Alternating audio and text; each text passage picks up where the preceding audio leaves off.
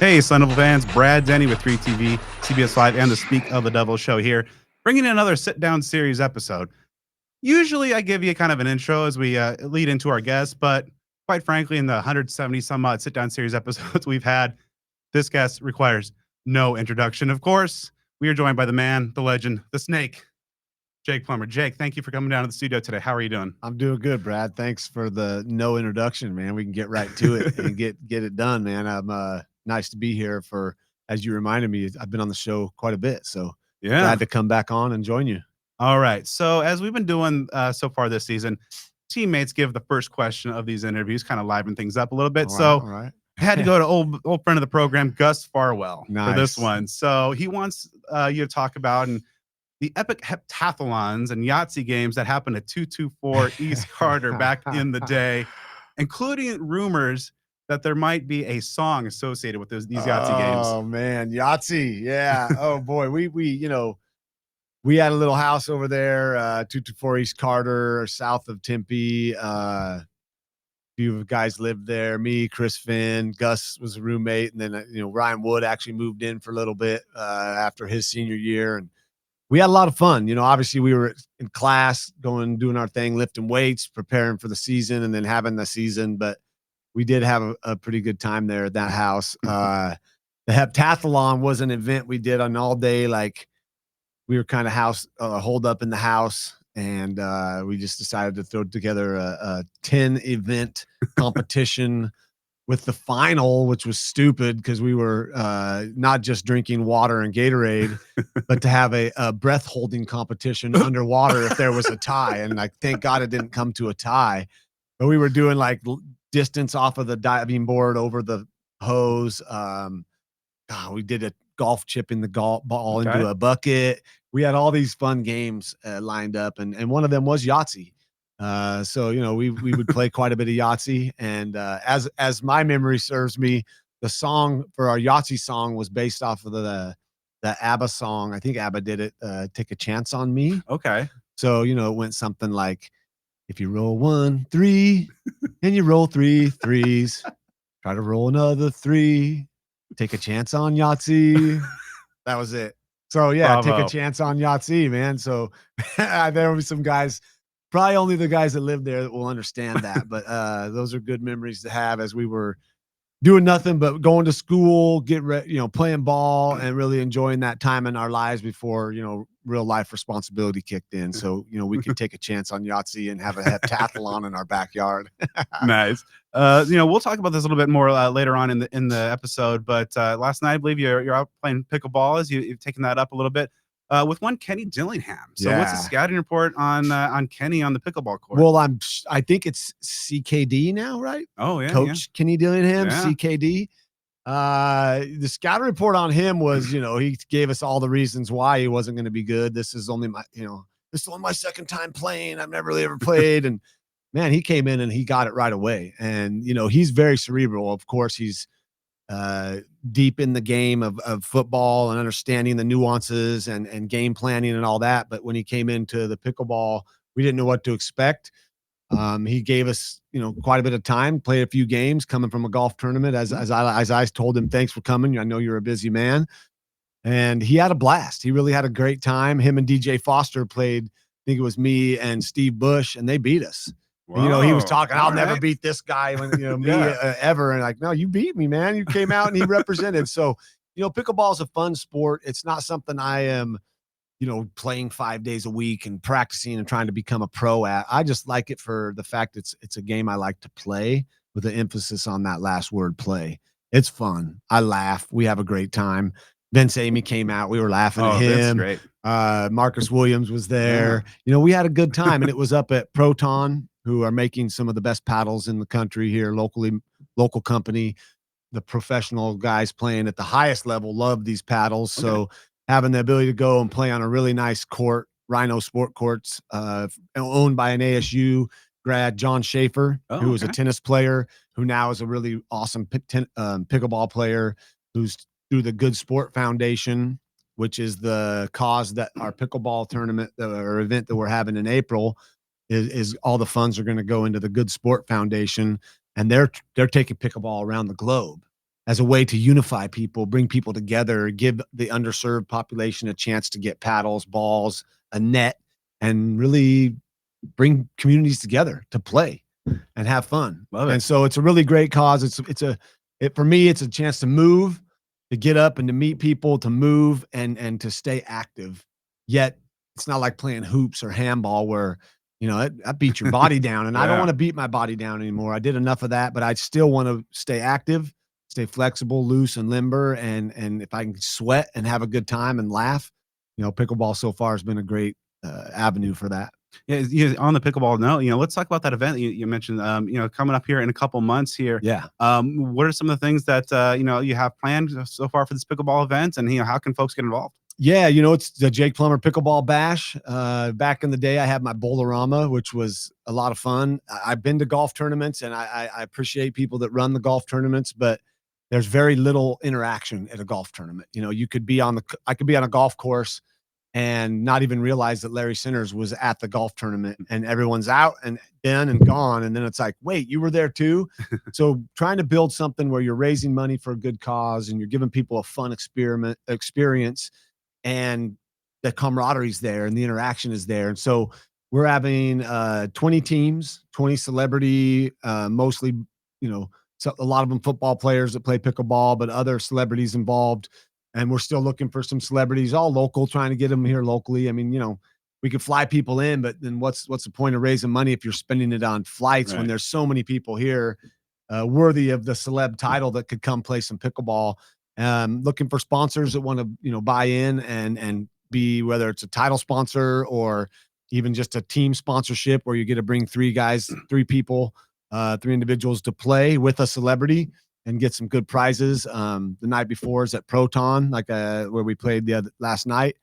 And we're going to, have guys get drafted so you can pick the celeb you want to play with. Oh, nice. Depending on how much you put in as a sponsor. And then play the next day and just have a great time. Really trying to involve anybody locally that has a brand they want to get out there and maybe wants to come be involved. I mean, we're not turning our away from anything. Of course, I have my own feelings towards, say, some of these mega corporations. Yeah, we could go to them, but I'm more looking for people doing good with the right cause-driven companies that like to give to organizations like the Good Sport Foundation that really are doing things outside of America, maybe, and even in America for sure, but even outside of it, where there's still a lot of hatred and racial divide, where they're using pickleball to bridge that gap. And so it's a very worthy cause, and also fun. Yeah, I mean, I don't do anything unless I'm having fun, right? And there's joy involved. So it's April 17th and 18th here at the Pickler down in Tempe is the day of the event. Like I said, we're looking for anybody that wants to support it. There'll be tickets sold for people to come view and watch us play. As much as, maybe that doesn't sound like fun, but anyway, you get to rub elbows with some of the celebs and some good people and some guys that are out also doing good things. So maybe Kenny will be out there, if he's got the chops for it. That's kind of like I got the bug planted. He loved it. He sent me a text and was like, man, that was so much fun. I've been wanting to play. Now I'm hooked. So a guy like that, competitive as he is, wanting to find something outside of his life is all ASU and football and driven. And anybody with good mental health knows you got to have some outlet outside of your main thing. Yeah. So hopefully, pickleball can be something for him. Obviously the guys in the building, Vince, DJ, and Marcus, they like to play. Rumor has it Greg Powers, the hockey coach, loves to play. Makes sense. Graham Rossini likes to play. So, this is a thing, let's get some pickleball courts around there. So for the football players to play, because training football gets tiresome. It gets old. And a lot of these kids have been going since they were 8, 9 years old. And when you can go out and get a workout in and you can get some exercise in and some competition and friendly camaraderie, and it's around a different kind of game that is really good for your visual acuity, for your lateral movement, hand-eye coordination. Why not have it be part of their, not training regimen, but have it be something they can do that's not pushing weights and running lines and touching cones, something different. Yeah. Speaking of Kenny, now that you've been around the program, you were in Atlanta watching these guys, compete in the playoff, and you've seen what he's been able to do with your alma mater over the last couple of seasons. What jumps out to you most about Kenny Dillingham as a young leader of a major college football program?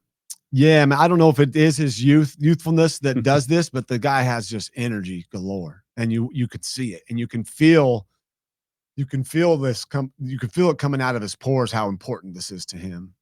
And as a player, when you see that, you can't help but gravitate towards that if that's also in your own general genetic makeup. That okay, I want to go all in because I can see something good being built, something good on the horizon, something already pretty amazing in just a short amount of time he's been here.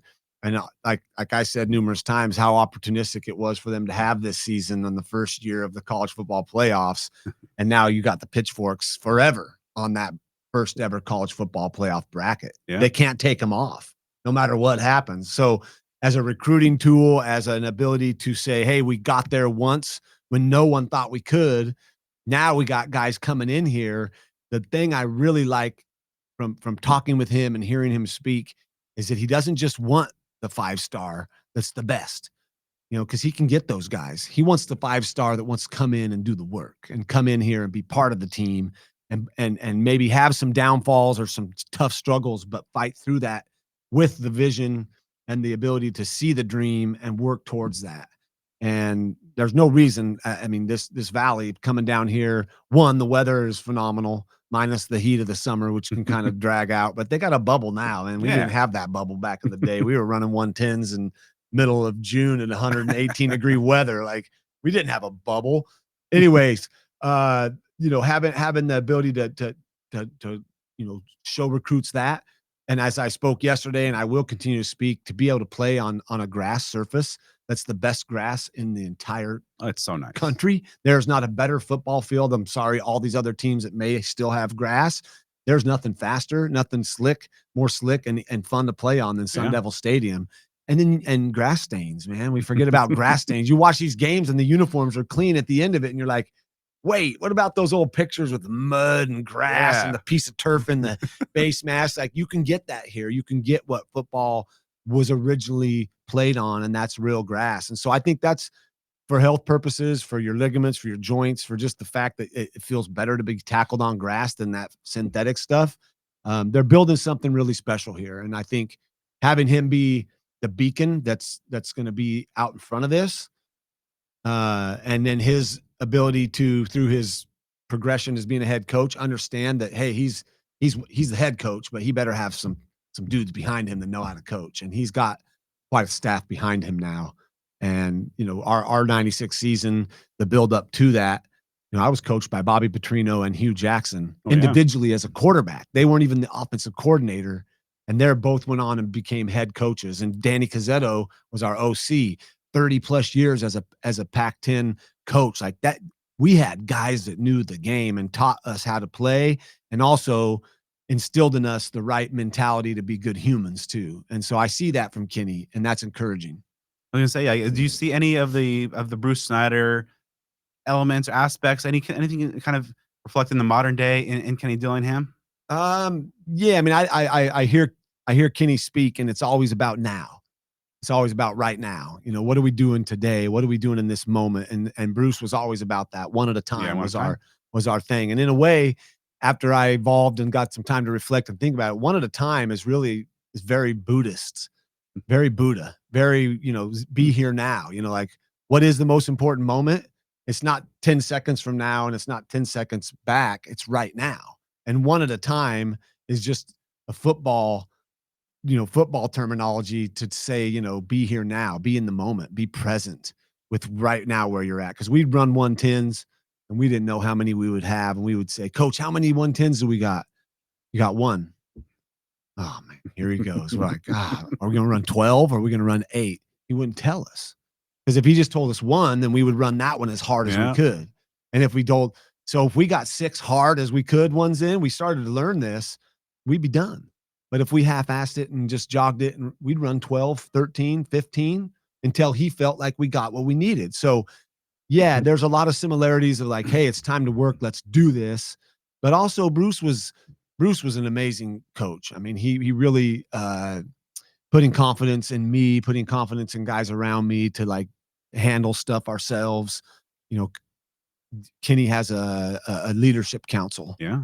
10 guys. And today I went out there and watched them do their team competition. And so each group, all the 10 guys that are the leadership group have their own groups that they're part of, that each week they're analyzed on how well they show up, how well they do in the weight room, how well they do at these competitions. They get docked points for doing dumb stuff, showing up late or not cleaning up their locker, but they also get points for winning a competition or being there and doing what's right. And so that's putting the impetus back on the players to do the things that we as players need to do. And that's also, Bruce, was players play, coaches coach, trainers train, equipment guys, equipment. Like, don't try to do someone else's job, do your job. And so that's what Kenny's done. He's like, hey, players, you take care of your business so we can coach you then how to win when the time's right. We don't need to hold your hand and get you to class. That's bullshit. Don't need that. What you need to do is take control of what you can do, and that's being as a player. Take care of what you need to do as a player. We'll take care of what we can do as a coach. So, yeah, I think good things are happening. And will they have a year like they had last year? I hope so, but they might not. So now it's the fans that have to realize this is going to be here for a long time if we want it. We want to have a nice, sustainable winner that's constantly competing, and maybe next year they're in the playoffs. Maybe not. Maybe the year after that they go all the way to the big game. Wouldn't it be nice to like give them that leeway of 1 year in between ranked, 4th seed? We get to play Texas. We really should have beat them. Yeah. And then you're on to the next round, and maybe we get smashed in the next round, but maybe we don't, and then they start to believe. So the more people believe, the more people understand this is like year in and year out. It's not going to be constantly in the playoffs with a threat to be a national champ. That's the goal, right? We love that. But let's be patient and understand that this is a process that Kenny has a belief, and so does everybody with him. He doesn't want to go anywhere else. This is his dream job. And I know all coaches say that. And, there may be something that pops up that but I don't think so. I think right now he's young, he's home, he's doing something he's always dreamt of doing. And really, why would you change and try to go do something better? This is pretty awesome here. So over the years, talking to a bunch of the 96 guys, one of the things that really kind of surprised me initially was that, obviously you guys are so revered and are in a special place in Sun Devil history, but there's kind of I don't know if maybe resentment is the right word, of just being like, we don't like being the last team that is like, did something that is so revered, until, this past season that, the 2024 Sun Devils were able to really, can you like say, activate the Valley and get things going. What was it like just finally seeing a team kind of galvanize the Sun Devil fan base and really kind of capture the hearts and minds, like much like you guys did, so many years ago? It was fun to be a fan of that and to watch it. Was really it was a joy, because our season, no one really thought we could do what we did, but we believed in it ourselves as players. And so I know there was something brewing with that team, that they knew we're not last in the Big 12. This is wrong. We're better than that. And they knew it internally, where the rest of the people, they didn't, but they did. And that's really all that matters. And I love hearing Kenny speak, and I won't say exactly what he said, but like, if you don't believe and you're not working hard to be a part of this and you want to stand off and not join, the gate's right over there. And the players, not him, the players should be the ones saying, hey, what are you doing? You want to join us? You don't? Walk. Get out of here. I had a meeting like that before our 96 season. I basically called everybody in on my own, brought them into the meeting room. I had a rose in my hand, and I said, this is what I want. If you want this, stand up and commit to being here all summer. We're not going home. We're not going to go down to the lake and hang out. We're going to work our asses off, because this is what I want. This is what I came for. And we didn't know it had implications of a national championship, but that is why I came here, because Bruce said we feel like we could build that, and you're a key piece of that. So, yeah, you got to believe. And if you have anybody that doesn't, you have to find a nice way to either bring them in through encouragement and through, a team working together, or you have to find a way to trim the fat, get them out. And now, there's a portal. Back in the day, like my sophomore year, I'd probably told a few guys, go get in the portal, get out of here. We don't want you. I don't want you to play hard on Saturday and not be in the weight room all week. Like, why can't you be doing this all the time? We need guys doing it every single day. And so I love Kenny's message. I love that he's putting it on the players to now build this thing together, and he's going to guide them and obviously put them in position. But yeah, it's a very interesting landscape. as guys can leave. I mean, we could have lost Sam to another team for more money, but he has a heart. Yeah. He has a heart, and he has a Sun Devil mind that he wants to be here. I did that here already. Like, why would I leave? Like, everything is poised, is perfect and ready to go do this again. And then maybe it doesn't happen next year, but maybe his third year, maybe we're talking national championship at Arizona State. Like, oh my God. Yeah. Back to your question, like, it never bothered me that we were the team revered by so many. We lost the Rose Bowl. Like, I give a lot of credit to like Van Raphorst and the 87 team that won the Rose Bowl. Like, that's the team we should still be talking about that doesn't get a lot of love. That team was amazing, right? Yeah. So we do get a lot of talk, and a lot of that comes from the guys on our team. A lot of that comes from obviously Pat Tillman and his legacy and his legend that he left behind. But yeah, it is nice to see a team come up and kind of get that valley galvanized again and get people to start talking about them. And the love I got down in Atlanta was amazing. I mean, so many people had such fond memories of my time here. And that's always going to be near and dear to me. You know, that made me feel really good. You know, that's a recharge. And Yeah. I was glad to see, you know, when I get to talk to Sam Leavitt today and get to see him face to face, like, he's got a really good energy about him. He's a really good kid. Like, you can feel like this thing matters to him. And I think he knows how to treat people right. And it's a whole different ball game now. Like, the kid's making a lot of money, and there's a lot more pressure probably on him than there was on me, but he's handling it well. And I think, you know, the fans need to buy in and just keep enjoying what's happening. Yeah, speaking of Sam, you know, he obviously kind of drew some comparisons to you, you know, throughout the season with his clutch plays and in the big plays and the big moments. Very Snake-esque. What did you see, you know, from him on the field? You know, yesterday, you know, when you're talking to us in the press conference, you spoke about how he's leading with passion, but you know, when he's between those lines, you know, what did you see from him in terms of, you know, just that dual threat quarterback just makes the moment or the plays when the moments are the biggest? Yeah, he's fearless, you know, and I think the good ones all have a little bit of that in them. You know, the ones at the next level at the NFL, there's a lot of game management that goes into being a really high quality quarterback. Yet there's still the ability to go make plays. You have to be able to go make plays, shake off bad plays, and move on to the next one, because in just a couple series, the game can shift. And so what I saw from Sam was just that kind of being unflappable. Like, okay, he had a couple bad series. Maybe he had a bad throw or two or missed a guy. It didn't matter. He was going to come back and still rip the ball down the field. And he really has, I believe, you know, the ability to make any throw you ask him to on the entire field, whether that's, you know, dropping back, rolling right, rolling left. I was really impressed with his ability to throw on the run and his escape ability and his ability to not just escape one way. He's very crafty and quick, super quick twitch in the pocket. You know, he might not be the fastest guy out on the field, but I watched him today beat receivers in drills.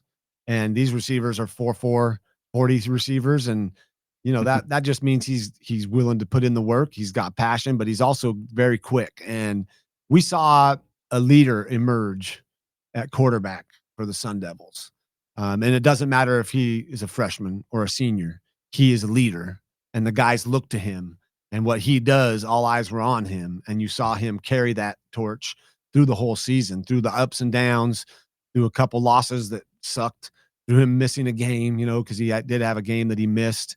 But I tell you what, as a freshman, to only throw 6 interceptions, you know, of course there was a few, he got lucky, but just to be that good with the ball that early, that's a sign I like to see. And, you know, he knows where to go with the ball. I think that there's the right people in place, putting in the game plans that work well for his skill set and the players around him. And you gotta, you know, the big adjustment here will be how do they go forward without Scat? Because that cat was, I mean, he was not a guaranteed, but damn near 4 yards, 5 yards a pop with the ability to go bigger at any minute. And so losing that much production will now require someone else to step up, whoever that is, or whoever those players are, because Sam now doesn't have to take that on. He's still got to just go do what he did this year, which was be that beacon on the field that guys look to no matter what the score is. Let's go, guys. We got this. And that's what I like to see, because you're not going to play perfect as a quarterback. and the guys have to want to play hard with you, and not for you, but with you.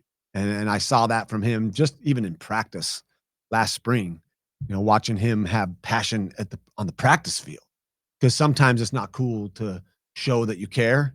He didn't care that people were watching. He was fully in it. And that's what I like to see, because there were moments I forgot there were cameras on me, as you know, and it's because I didn't remember they were on me. I was so in the moment of doing what I was doing. And so I see that with him. He's really passionate about what he's doing, and having a leader like that, good things can happen, as we saw this year. So yeah, kind of one of those things that, a strong arm, quick legs, quick twitch, great tools to have. But like in those moments when you're like, he made the plays when this team needed most, like you made the plays in those. So like for your experience, when your game's on the line, obviously maybe the Rose Bowl drive, how did you approach that from a quarter? Like the weight of the world is on you, and the most important position on the field. How did you kind of approach those critical moments, with so much pressure in the world watching?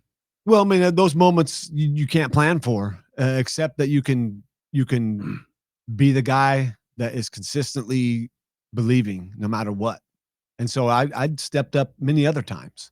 It wasn't the only time I ever stepped up and took us down on a drive. I'd done it in practice. I'd done it in other games. No, we didn't have the winning percentage that we wanted 3 years prior to that last year, but I'd gained the trust of my teammates to know, like, hey, if it comes down to it and we do our job, Jake's going to be able to get us there. And so that's all you got to have. And then when that moment comes, players can see it and feel it. They can sense it on your body language. They can see it in your eyes. Talking to some of the guys just randomly on the team, when they talked about, looking at Sam and knowing, like, oh, okay, let's go. Like, that's all you got to see is just someone's face, their eyeballs. And if they're in it, if they're scared. A couple guys today are like, yeah, man, he had no fear. He just is fearless. And that's what you need to have. I mean, there's something to being fearless or reckless. There's a big difference there, because as a quarterback, you have to be fearless. Can't be reckless, but sometimes you got to go out and be reckless and just let it go and let it happen. And we saw that with him. He made numerous big plays and crucial moments. Will he do that again next year? Yeah, there's no reason to believe he can't, because he's working hard. There's more bodies coming in. There's more belief now in what he can do. And so for him, he's just got to go keep playing ball. And when those opportunities present themselves, the guys that have come through this with him, there's no doubt. When doubt creeps in, that's when something bad can happen. And I believe there were moments throughout my career where we were down by a few touchdowns. Did I give up? No. Because as soon as I do, it gives everyone else a right to, like, okay, this one's over. But if I keep going, hey, let's go. Come on, D, give me the ball. Come on, D, give me the ball. They get the ball, and now we go score, and they're going, damn, Jake is relentless. They're getting that from Sam. He's relentless. Get me the ball, guys. Let's go. Let's win this. And that's what you got to have as your number one. And they have a kid I really like. I really enjoyed, like I said, his energy, being around him, and what I saw last year, very encouraging. So, of course, that team really was able to activate the Valley and really just, get the buzz and electricity in the Valley going to a level personally I haven't seen outside of, the Suns runs and to the finals since '96. What was it, in your version of your memories of how the '96 team activating the Valley back then? And, when you guys were stacking wins, obviously the Nebraska one was the catalyst to everything, but just how did you remember just kind of the Valley coming alive and embracing this team? Yeah, I mean, I wasn't down here during everything. I did come to the Kansas game, the first Big 12 home game that they won, and a barn burner, man. That was a great victory. Yeah. And I think that really was when I felt things were shifting. I could feel the crowd just like, oh my God, we're in the this team is not going to quit. And I sat for part of it with Pat's mom, and she was just like, this reminds me so much of '96, where I felt like some people were, okay, yeah, we got a good team, but then they started seeing the effort on the field. And for us, we had we didn't have a packed stadium after we beat Nebraska.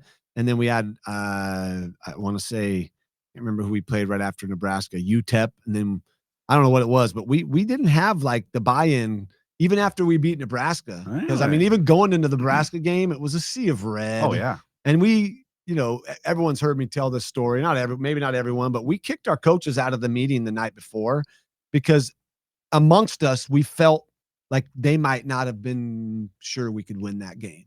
Derek Smith made like a quiet Oh, guy yeah. made some because I talked to a couple of guys and like that night before Oh, was man. epic. It was hot. It was heavy. It was like, yeah, this is our chance, guys. This is what we have worked for. This is what we are here for.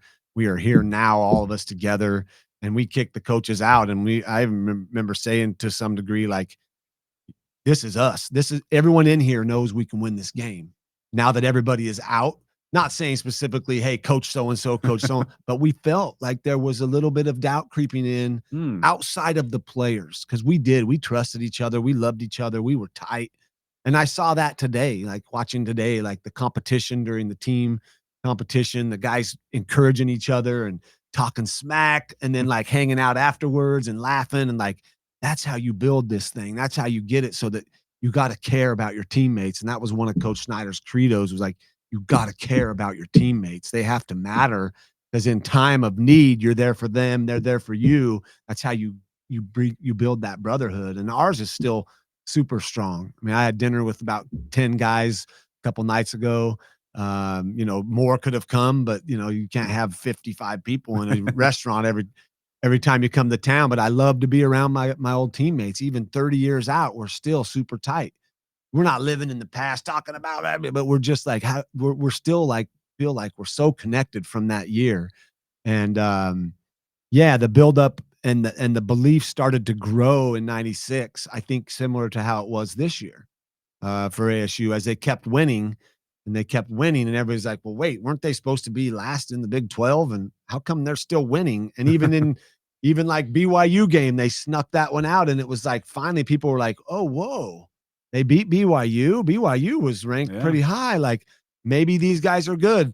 Nope, we're still going to doubt them. They get the 4 seed. We still doubt them. And they represented themselves so well at the Peach Bowl and really very easily and probably should have won that game against the Texas Longhorns, and what I heard a couple coaches say this year, a couple people in the program, like, we don't have to play USC and Oregon and Washington anymore. We're in the Big 12. Now it's competitive, but it's not those high level programs all across the board. The Pac-12 was tough. Yeah. Now, there's still that chance, of course you got to take it one game at a time, but we got a ways to go till the season comes around, but there's definitely excitement here in the Valley, and that's nice to see. So if NIL had been a thing back in your day, what like classic Tempe places would you have had the deal? Maloney's?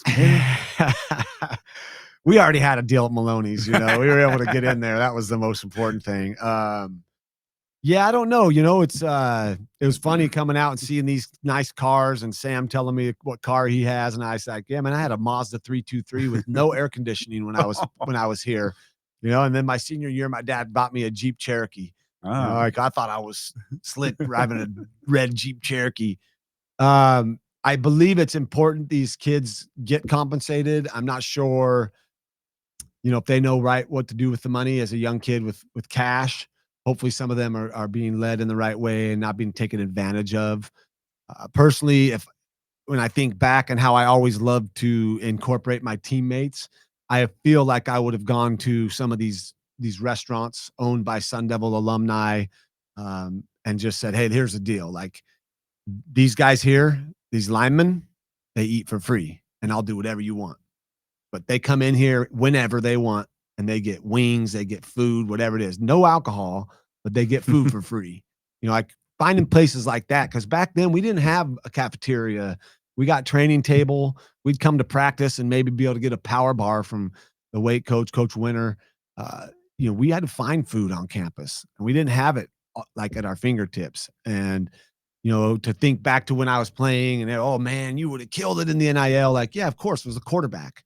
But I would have found a way to incorporate my guys because, I'm only as good as those 5 guys in front of me. And I'm only as good as the guys around me. And so having a little bit of, equity around the locker room would have been important to me to make sure everybody was getting a little slice of the pie. Nice. Meanwhile, I'm sure I would have got a lot of it as we're seeing Sam getting a lot of it. Yeah. But he already he's giving back too, he's making sure guys that don't get it are getting taken care of. And that'd be kind of like I even did in the NFL. Like I shaved my contract off a few times and restructured so that we could sign a free agent. because I knew, like, yeah, I need a running back. If I want to do what I need to do, we need a guy that can get the rock and take it the distance, or that can put in the work, or we do need a D end, or we need a receiver. And like, I was always willing to give up a little bit for the team. And that has to happen. You got to be unselfish. And so the NIL stuff, I don't know, man. It's like these kids are staying here though because they want to do something special, and you can't put an NIL price tag on that. What they did last year, you can't tell me what that's worth to them. There's no monetary value you can put on our 96 run. We're forever like remembered. You're like that's important. And some kids understand that at this age. Others, they just want money to have a car and blow it all and hope they make it to the league. And I don't think Kenny wants those guys here. He wants guys that want to come here and do something special. So of course, in the 96 teams remembered, but the years leading up, there's some tough times. There was a 3-8 in there in that mix as well.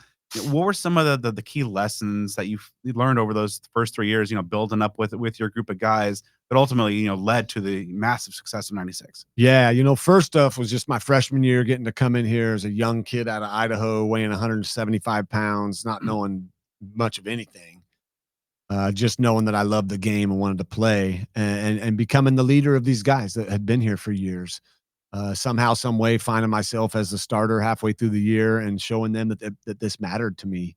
That was really important. And then again, losing to U of A at the end there, that would have gotten us to a bowl game. That was hard.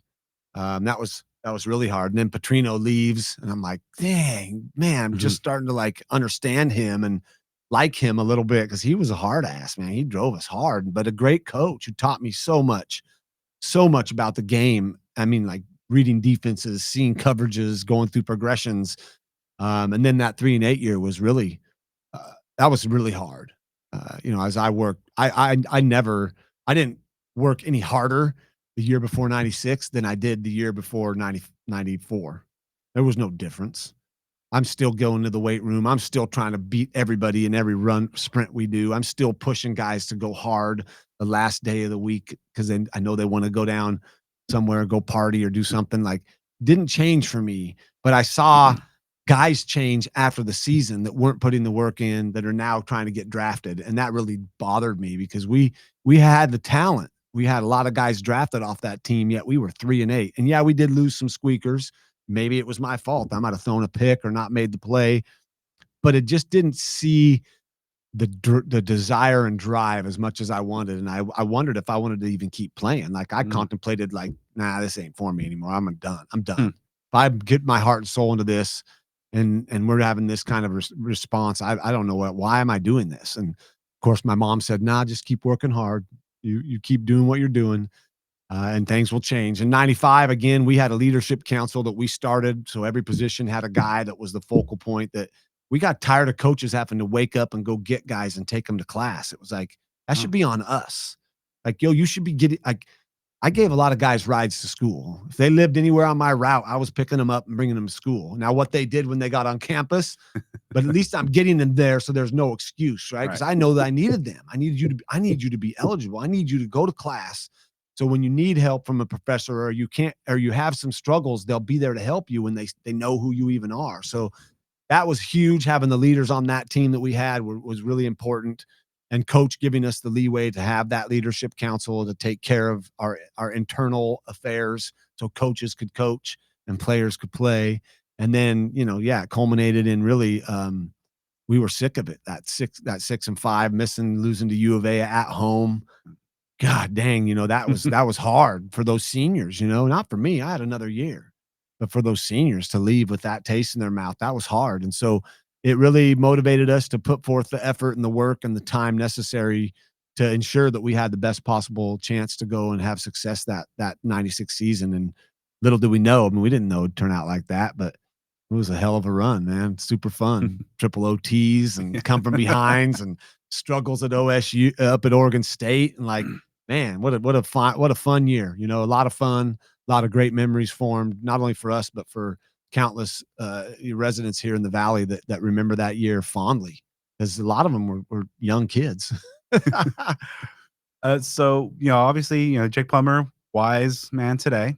What would he tell 1993 Jake stepping foot on, beginning that first day as a freshman at ASU?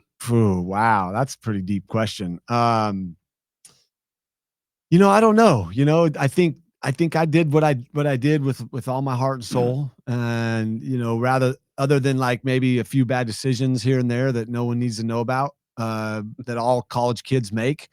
I would have probably just said, do what you did with all your heart, soul, and passion, and really that's what it was for me. I mean, you talk to my teammates, and all in all, in the end, the respect from them is what you desire, and I have that. And it wasn't because I was this amazing quarterback. It was because I was one of them. As the focal point, I still was able to be with them and part of their lives and in their lives, and still to this day, part of their lives. And, as looking back, yeah, I don't know. If there was any more advice I would give myself other than to maybe not drink so much after games, because being hungover running 110 sucked. And thinking back to that, I mean, like, we were young and you go through that phase. But otherwise, I think I wouldn't change much at all. I maybe would have ran over and told coaches, don't squib kick after I scored. Like, don't squib it. We might need that time back. That would be the one thing I might change. Yeah. But other than that, that's only for my ego, so that we would have had a national championship. And then, where'd my life go after that? It's all, everything ends up happening for the right reasons. And heartbreak to lose that game, what it did was, for all of us, we're all on our paths. And I really don't think back to wanting to change much, other than obviously there's some things, I did get in trouble towards the end of my college career being out and about. And, I probably would have done something different there, as far as just understanding the amount of eyeballs that were on me, and understanding like whether you are involved in something or you're just around something going down, when people's eyes turn, who they see, they're going to see you. But I did learn that lesson, and what a valuable lesson to learn at a young age, so that I understood a little bit more about how society works, how they turn and look and see, me with my white ASU hat on backwards. I could have been off sitting there, not drinking at all, and still probably would have got in trouble, just because they knew who I was. So it really gave me a lot to think about. But yeah, man, I had a great time here at ASU, and I still have a great time here. I mean, the fans are awesome. They love me, and I love them right back. And as an 18-year-old, to make that decision to come here, I just trusted my instincts, my intuition, and listened to some really close people in my life. And it ended up being the best decision I ever made. So you obviously, would be remiss if I didn't, talk about Pat Tillman and his influence on you. But what's your favorite Pat story? Everybody seems to have some incredible tales, kind of across the spectrum. Kyle Murphy, on the show, just an incredible story. What's your favorite Pat story? Gosh, there's a lot of them. I don't know if I have a favorite that I could just drum up, but for me, it was just the way he interacted with people. So there were many moments that were my favorites. So just watching him, how he carried himself. Whether that's on campus, in the building, or whatever. Like, we were kindred souls. We connected immediately.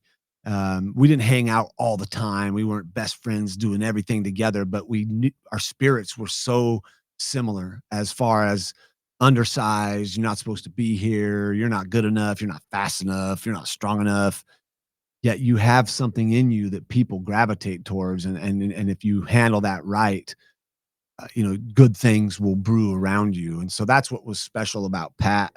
So that there were many moments that were special. I loved being on the practice field with him, because he would hit you in practice, and if you didn't like it, he didn't care. Let's go. You going to fight me? Like, good. He loved it if someone wanted to fight him. In fact, they'd be best friends afterwards, because now he knew he's got some fire in him.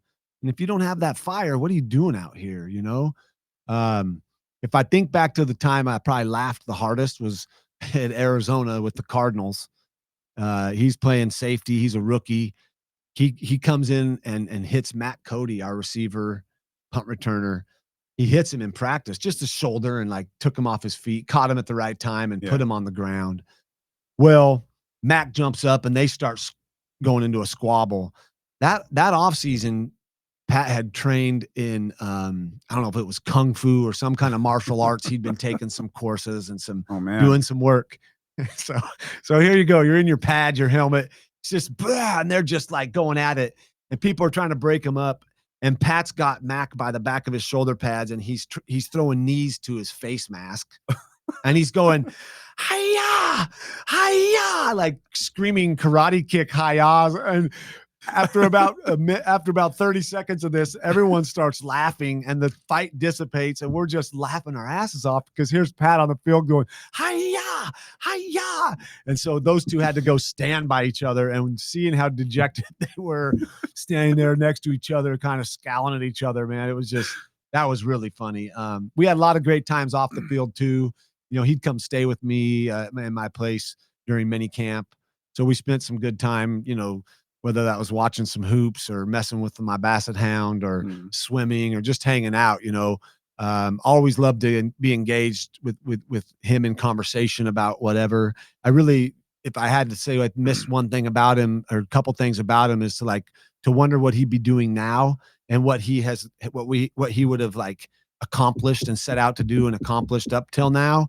And then also to have a conversation about what I'm up to now, so that he would drill into me and make sure that if I had a crack of any type of like knowledge I hadn't absorbed yet, he would expose that so that I would be fully armed and ready to go out and do it right. You know, and that was Pat. He just didn't he wasn't a man who knew everything about everything, but what he knew, he really knew it. He was deep diving into it and gaining that knowledge. So I miss him. I sometimes have a hard time with the continued proliferation of his legacy and how much they still use his name, image, and likeness. And yes, he is a legend. And yes, he is. I think, you know, I don't speak for Pat often, but at some point I think he might come back and be like, yo, man, get over it. I've been dead for how long now? Like, move on. Right. But that was just Pat, because he was raw at times, very raw. And that's why we loved him. That's why we really loved him, because we didn't know what he would say. You don't know what he would have thought about our president now or the state of Sun Devil football. And he just spoke his mind. And that's why you loved being around him. And that's what I miss, is like to hear that real truth and honesty that always came out of him. All right. So one of the cool things that you're involved with now, you're wearing a mushroom around the, I believe, around the neck? That's a reishi. Okay. So so that's cool that you got. So how did you first get involved with mushrooms? A friend of mine, Dale Jolly, who I'd met when I was working with Charlotte's Web, advocating for the use of hemp, which was a Schedule 1 federally listed, you know, drug next to marijuana that has THC. Hemp is, you know, there was no high involved when you used hemp. But I got behind Charlotte's Web and hemp because it was helping a lot of people with different illnesses, different health issues, especially like mothers with children that had epilepsy and were experiencing seizures. The Charlotte's Web was helping them. So I felt it was necessary to get behind something like that. And that's where I met Dale Jolly, who, after I left that and went my way for a few years, we kept in touch. And he brought to me right before the pandemic a sample of 5 different tinctures of mushrooms. And he said, dude, you got to try these. Check these out. Let me know what you think. So I tried them out. I felt myself in parts of my body that had held on to some inflammation, old injuries. I felt them improving. I felt my range of motion getting better as I aged, not getting worse, which is the narrative we all follow. And we decided, like, yo, we got to do this. Let's do this. And part of that was, let's do this right. Because there was a lot of companies starting up and they were saying, oh yeah, we're a mushroom we're a mushroom product. And you looked and you would see just what we called pixie dust. Like, oh yeah, there's 15 milligrams of mushrooms in here. While that's good, you're still getting mushrooms. It's not an efficacious amount that can like really make a difference. As we're finding out, this is really like a food group that we've eliminated from our diets here in Western culture. And if you treat it like a fruit or a vegetable, it's something that you should get in your body every day. It's its own kingdom. I like to say queendom, because it's more of a motherly essence to this organism. It's very caring. It's very knowledgeable. It just has that sense of compassion and love that mothers have.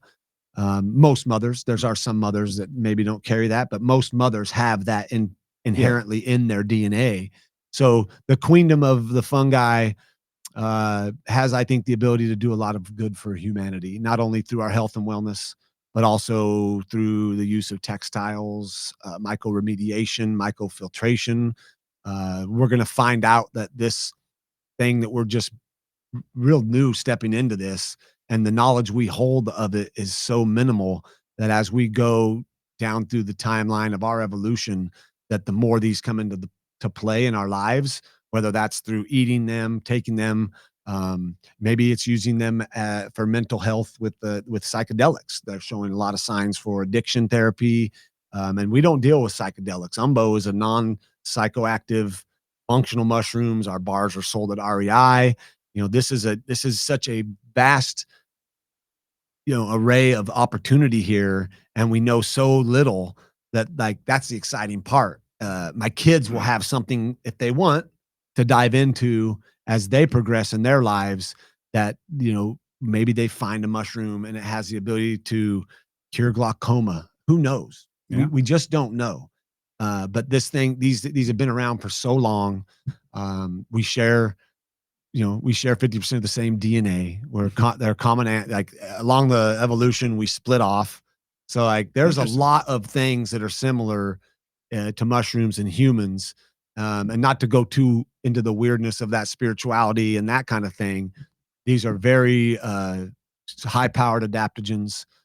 We like to say, they can do certain things, each one, but I believe that all of them are very knowledgeable on the humans, and not just humans, but all plants and animals, and very passionate about it, and enjoy what I'm doing because I'm getting feedback from people whose lives are better because of introducing this as a positive intervention into their health lifestyle.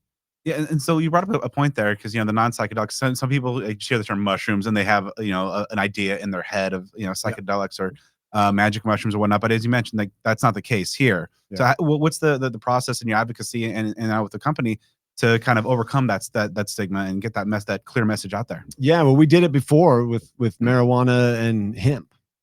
There's a difference between THC and CBD, and and people didn't know about it, and people still are a little hesitant, even though there's Charlotte's Web went and signed a deal with Major League Baseball. It's got it, there is a use for it for your health, and making health claims. The FDA doesn't like that because they want to keep their claws into things that maybe aren't always good for us, yet they'll tell you they are. So this is one of those things you got to do the research yourself. You got to trust your instinct, tap into who you are and what you think you need. And as people come to getting sick and tired of being sick and tired, then they look into other options or other avenues. And there's a lot of products out there. But like all products, that was one point I failed to finalize when we were talking earlier. The reason we started Umbo was to make sure that there's no pixie dust in this. This is 2.5 grams of mushrooms in a bar. And that's well over what they say is a recommended therapeutic dose. We can't really say what's recommended because the FDA hasn't allowed that. But, upwards of gram, 2 gram, 3 grams is good. Now, psychedelics, you took 3 grams, you better be somewhere safe with some people around or a good setting, because you're going to have hallucinations. You're going to have a psychedelic trip. But you can take 4, 5, 6 grams of these mushrooms functionally every day. It's just like eating an apple and a banana and some blueberries and a carrot and some beets and a salad. Like, we put all of those veggies and fruits in our bodies because we know they're good for us. Mm-hmm. But when you eat broccoli, do you go have your best bench press ever at the gym? No, but it's good for you. It's helping you in your longevity and your plan for maintenance and preventative maintenance. So it's kind of a different way to approach your health. It's not a quick fix all, like eat these capsules and all of a sudden everything's better. It's a consistency thing. It's an introduction of it into your diet and into your plan to, well, whatever that plan may be, maybe just to get active again. Or for me, it's to be active and remain active for as long as I possibly can, with a clear head, with a clear mind, and with a plan to not follow the narrative of getting old sucks. No, man, getting old is going to be fun. I want to enjoy getting old. I'm 50, but I don't want to, and that isn't the same. I was faster and quicker when I was 40, but I'm still pretty fast and quick for a 50-year-old. And I plan to be that when I'm 70, whatever that looks like. But I don't want to get into this, oh man, it's like, that's not the way I want to be. And this just gives me the hope that more people can go down that path. It's a lot of fun. You meet a lot of really interesting people because like mycologists and mushroom fans are of all walks of life. But a lot of them are like, kind of the more eccentric out there, kind of like people that you don't always want to talk to, but when you do, you're like, wow, this is amazing. Nice. And as I brought up Pat, I would love it because Pat would, cordyceps. Well, tell me more. What's the Latin binomial and why should I take cordyceps? Well, why does it do that? Well, why does it boost your ATP? And why does it oxygenate your blood at a cellular level? And why should I take it if I want to go faster up the mountain? Like, what is it doing? And those things are things I constantly am learning and expanding my knowledge of through the use of them and the experience, but also just through the research that's already been done for centuries in Japan and China. When they're prescribing turkey tail to breast care patients undergoing chemo and radiation in Japan, yet here you ask a doctor about turkey tail and they're like, what are you talking about? And we have a real problem right now brewing in our health with people's health. A lot more cases of Parkinson's, a lot more cases of Alzheimer's, a lot more cases of cancer. And now we're looking at like what's in our food. We're finally starting to look about what's in our food. What are we digesting? Is it maybe that's maybe causing this rise in all these illnesses and ailments? And is there something out there natural? This is natural intelligence at its finest. This ain't AI. This is NI.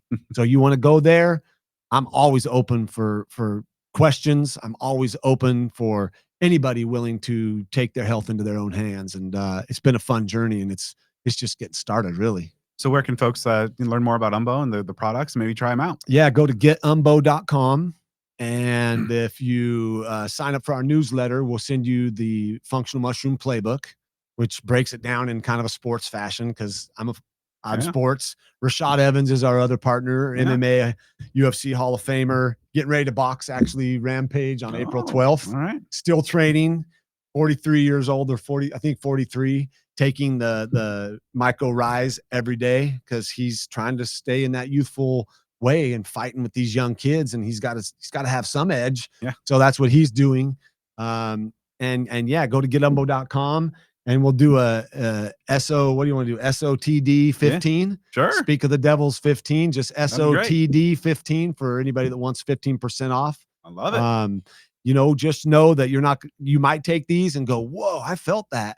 Or you might take them and not feel it. And then like all of a sudden you'll be like, man, I haven't had a nap at 3:00 or wanted to nap at 3:00 for a few days. What's going on? And, oh man, I feel like my energy levels are better. And my watch is tracking my sleep and I'm actually getting more REM sleep and better sleep. Like, man, Jake is on something, like I'm not doing this to make money. I'm not doing this to be the leading brand. I'm not doing this because I want my name out there. I'm doing this because people need to know there is a way to approach your health and wellness.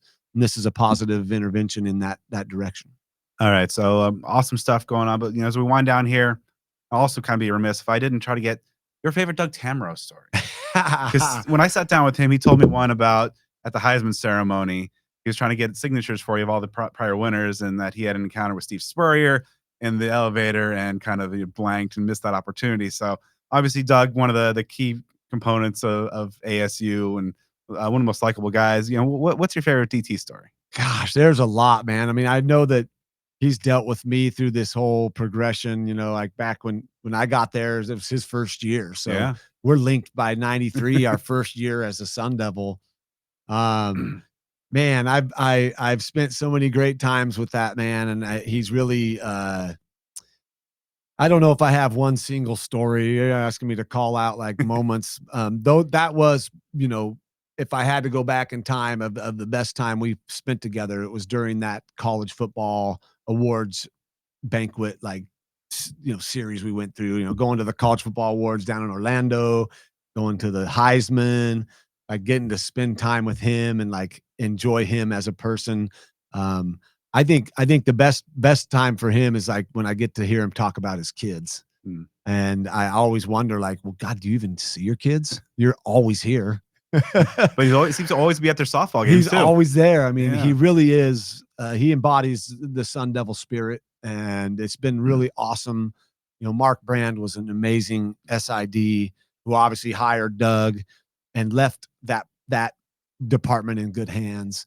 And I love that I have somebody that I know, that I trust, that I can always call on. That I sometimes it's just, hey Doug, I need to talk to someone over here because I want to do here. This is who you need to talk to, and he's always Yeah. got my back. What a great guy. I don't know how long he's going to be here. I mean, obviously he loves what he does. He Yeah. really enjoys it.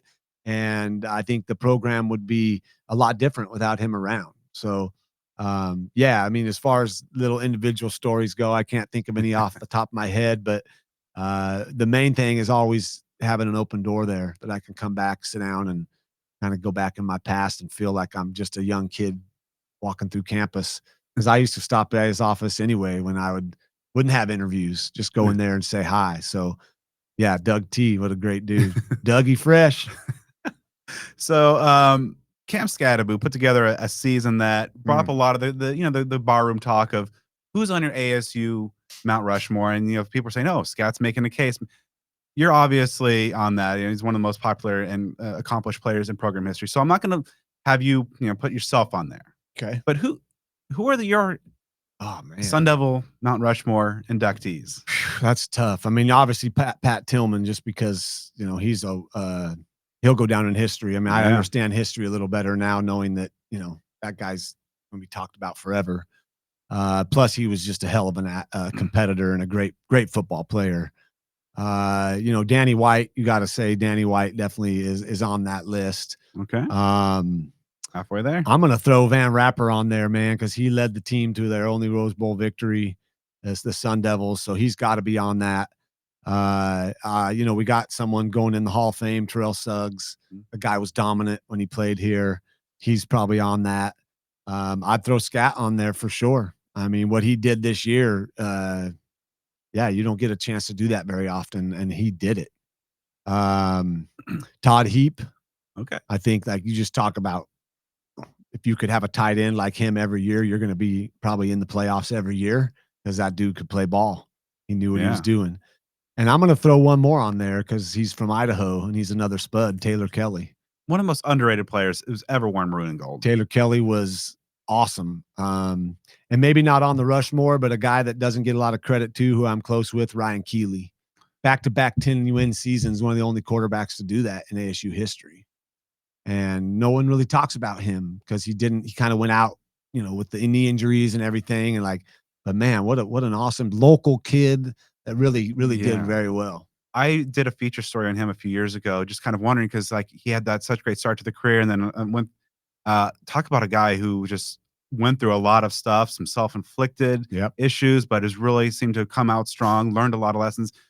We had our first interview for that story was 3-hour conversation, the most candid, vulnerable conversation maybe I've ever had with anybody. And then we had never spoken before, but just a really good dude to see him kind of come around and kind of go through some struggles, but land on the and right he's place. doing really well now with Urban Roots Farms, doing microgreens. He found his niche and he's doing good, man. And so a good devil. And then I got to go with a couple more of my teammates. I mean, Derek Rogers.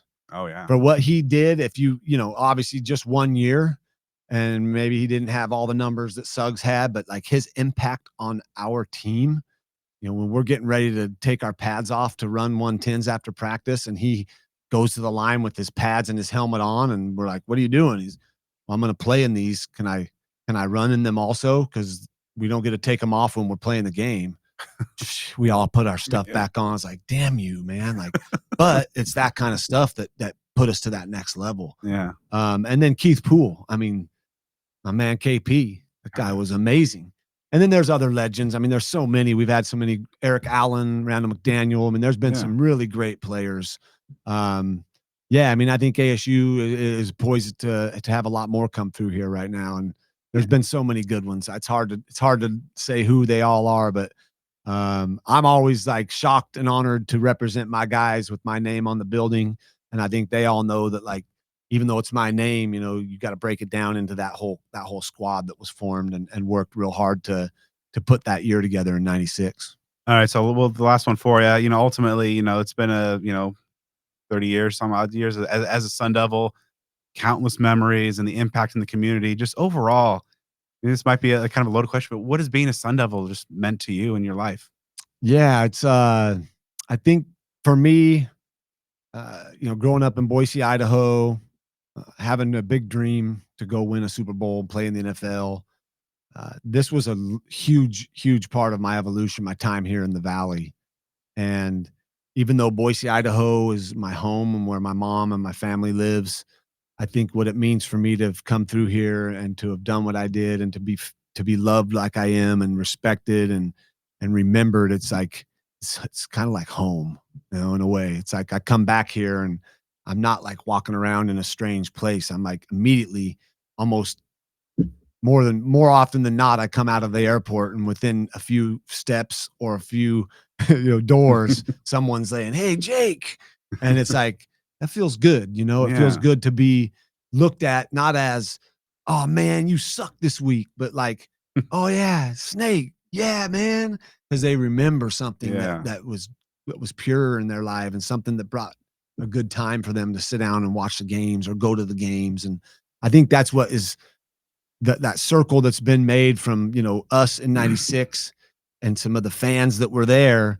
One of them is now back in front of this thing leading it, and so it's really very poetic in a way. Like there's this young kid in Tempe fighting to get into the game and watching us and going, "Wow, that's the Sun Devils," and now he's the guy running this thing. And that's what's really cool about Kenny, is that it's like it's ingrained in his blood, like he is a Sun Devil. And so that's really cool. And yeah, I would say like coming back here feels like home. I'd like to thank Jake for taking the time to talk with me for this episode. Make sure you are subscribed to Speak of the Devils on the podcast platform of your choice for more great sit down series episodes all off season long. And be sure to follow me on all things social media at bdenny29.